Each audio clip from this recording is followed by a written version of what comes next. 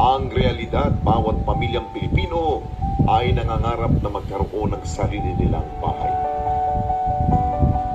Gusto mo bang magkabahay? Sige, panoorin natin. Para sa ating mga Pilipino, isang malaking tagumpay sa buhay ang magkaroon po ng sariling bahay Di ba na totoo? masisilungan po ng ating pamilya. At marami po sa atin ang nagsisikap para matupad ang pangarap nating magkabahay. At ilan po sa kanila ay nakamit na ito sa tulong na responde ng mga ahensya ng pamahalaan na nakatuon po yan sa mga programa sa pagbibigay ng maayos na bahay na nakatirik po yan sa isang tahimik na komunidad. Kilalanin natin sila at ang kanilang katatanging kwento. Batay sa datos na inilabas ng Philippine Statistics Authority, sa 2022 Annual Poverty Indicator Survey, 3 sa bawat 5 pamilya o tinatayang nasa 62.1% lamang ng pamilyang Pilipino ang nagmamay-ari ng bahay at lupa na kanilang tinitirhan. Habang ang natitirang 37.9% merong bahay sa lupa na ipinagamit na libre ng may-ari o kaya ay nangungupahan sa isang bahay o kwarto. At ang iba naman ay nagtayo ng bahay sa isang lupa o lote na walang pahintulot ng may-ari. Kaya naman si Shane, sinikap na magkaroon ng sarili niyang tahanan. At nakamit niya ito sa tulong ng Pag-ibig Fund. Kasi before, I was renting. Humiwalay kasi ako sa parents ko kasi mahirap pag madami kayo sa bahay. And I think it's very important to have your own place. It really, breaks a sense of pride kapag meron kang matatawag na sa'yo.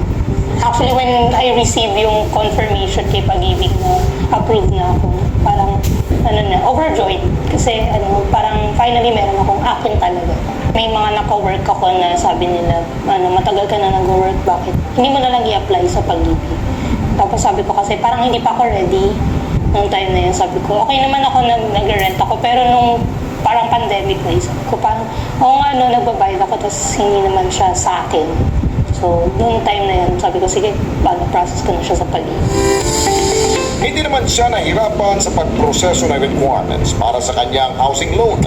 I cannot siguro vouch for everyone's experience kasi yung sa akin mabilis lang. Siguro kasi yung agent na nakausap ko when I was applying, tinuro niya lahat ng requirements that I need to process. Though, dun sa requirements, madali ko lang naman siya nakuha kasi everything is available online na yun. Siguro mga July ako nag-process, siguro mga 1 week ko kinumpleto lahat ng requirements ko and then pinasok siya. Sabi sa akin, expect na mga 2 to 3 months o kaya umabot pa ng 4 or 5. So sabi ko, sige, hintayin ko lang. Tapos nagulat ako, after a month, na-receive ko yung confirmation na approved. So, depende yun sa project kasi meron tayo, pag ready for occupancy ang project, mabilis lang ang turnover ng property. Katulad yan, yung sinasabi niya na condominium is sa sa Deca Homes probably kasi mabilis lang ang processing sa Deca Homes. It's less than a month. Pwede nang i-turn over. Ngayon ay nakalipat na si Shane sa condo unit na So, nakuha niya sa nakalipat na pamamagitan agad? ng Pag-ibig Housing Loan. Before ko naman siya pinrocess, tinignan ko muna yung financial capacity ko kung kaya ko siya. Tapos, nung nakita ko naman yung terms, kaya naman siya.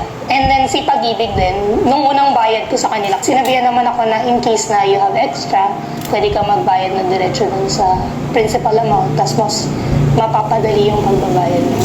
And they are very accommodating. Tsaka nagbigay sila ng mga different options para magbayad, para mas mabilis. Kasi akala ko noon, diretso ka kay Pag-ibig para magbayad. Pwede pala siya online. Madali tsaka hindi ganun kabigat.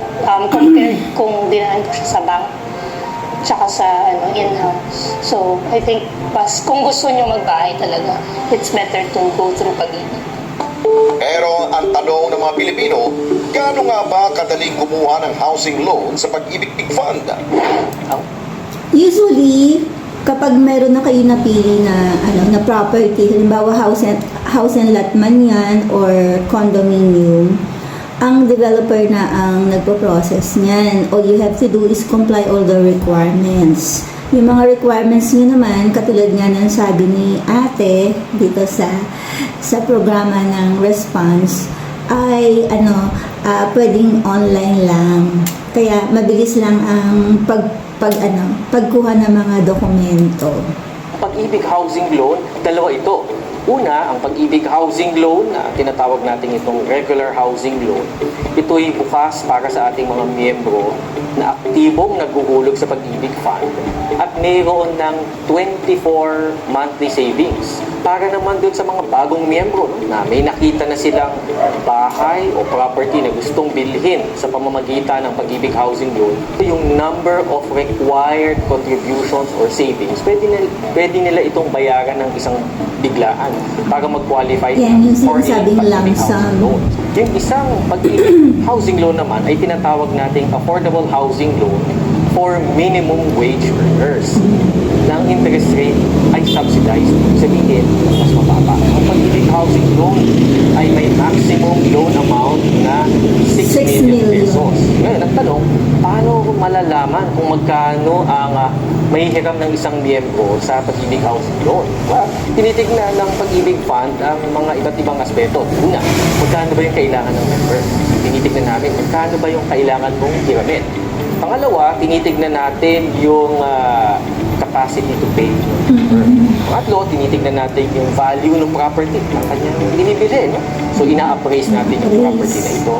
At huli, yung selling price ng property. Mas pinadali rin umano nila ang pagkuha ng pag-ibig fund. Ginawa natin para madaling makapag-apply ang ating mga miyembro sa pag-ibig housing loan. Una, kahit saang branch ng pag-ibig, maaari silang pumunta at mag-submit ng application form. We have more than 200 branches today. Pangalawa, meron kaming virtual pag-ibig. Ito yung ating online service facility. There are our basic requirements and there are other requirements. Depende sa loan purpose mo. Una, of course, yung housing loan application. Pangalawa ay kopya ng titulo ng property na gusto niyong bilhin. Pangatlo, proof of income. Kailangan rin natin yung vicinity map. At kasama rin dito yung latest tax receipt para makita natin na updated ang pagbabayad sa taxes ng property na bibili ng ating. At ang kanilang interest rates, mas lalo pa nilang pinababa. Kaya kahit ang isang ordinaryong obrero, kayang-kaya na ngayong bumili ng sarili niyang bahay. Mahalaga sa amin na ang interest rates ng pag-ibig housing loan ay manatiling mababa. Dahil pag mababa ang interest rate, mas mababa ang monthly payments. Ang interest rates ng pag-ibig housing loan, itong nakaraang buwan lang, itong July, lalo pa nating pinababa. Example, for a 3-year fixing loan, ang interest rate natin ay 6.25% lang. At yung kung merong fixing term na 1 year lamang, ay 5.75%. Ngayon, matatanong nyo, ano itong fixing term na to? No? Ang pag-ibig housing loan ay may loan term na hanggang 30 years. Nasa sa'yo yan kung gusto mong bayaran ng mas maigi. Depende yan Isa sa mga dahilan kung bakit napakatatag ng pag-ibig fund ngayon at maganda yung performance natin, lalo na yung ating net income and performing loans ratio, ay dahil yung mga miyembro natin na nakahiram sa pag-ibig housing loan ay patuloy at tapat na nagbabayad ng kanilang monthly payments. At parang mapadali yung pagbabayad. Una, yan, mababa yung interest. Pangalawa, mahaba yung loan term. Ang isa pang mahalagang aspeto dyan, marami tayong collection partners. So pati yung pagbabayad ng monthly payments sa iyong pag-ibig housing loan, pinadali.